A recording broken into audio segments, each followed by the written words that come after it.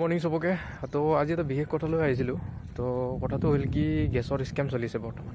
তো গেছৰ কেনেকুৱা স্কেম চলি আছে, যেতিয়া গেছৰ নাটনি হৈছিল, এই যুদ্ধটো এতিয়া বৰ্তমান চলি আছে। তো গেছৰ নাটনি হৈ থাকোঁতে মানে ব্লেকত বহুত গেছ মানে ডেলিভাৰ্ড হৈ গৈছে। বহুত এজেঞ্চি দিছে, Indian agency, Bharat agency, SPC যিমান আছে গেছৰ এজেঞ্চি, তো সিহঁতে মানে ব্লেকত দি দিছে। তো এটা গেছ যেনেকৈ আমাৰ 962 ৰুপিজ হৈছে এতিয়া, সেইটো গেছ আপোনালোকে 2500-3000 দি কিনিব লাগিব। তো সেই গতিকে মানে টাইট কৰি দিছে চিকিউৰিটি। তাৰপিছতে 45 ডেজ হোৱাৰ পিছতে আপুনি গেছটো বুক কৰিব পাৰিব ৰয়েলত। আৰু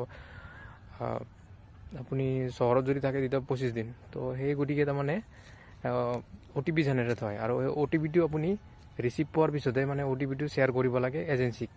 তো কিছুমানে মানে OTP এজেঞ্চিৰ ফালৰ পৰা মানে ফোন আহে কি, গেছ নপাওঁতে মানে OTPটো সোধে সিহঁতে যে OTPটো দিয়ক, আপোনাৰ তাত OTP গৈছে, OTPটো দিয়ক।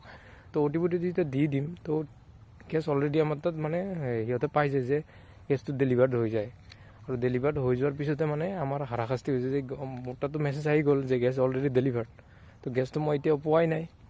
তো এতিয়া মানে কমপ্লেইন কেনেকৈ ৰেজ কৰিম যে OTP আপুনি দিছে মানে আপুনি গেছ পাইছে। তো সেনেকুৱা ধৰণৰ এটা মানে স্কেম চলি আছে। তো OTPটো আপোনালোকে মানে গেছ পোৱাৰ পিছতহে মানে OTPটো শ্বেয়াৰ কৰিব, বা ৰিচিভ আনাৰ পিছতহে OTPটো সিহঁতক শ্বেয়াৰ কৰিব। তো আগতে কৰি যদি শ্বেয়াৰ কৰি দিয়ে, তো আপোনাৰ লগতো মেনিপুলেট হ'ব পাৰে। তো সেইটো ইনফৰ্মেশ্যন দিবৰ কাৰণে মই ভিডিঅ'টো কৰিছিলোঁ।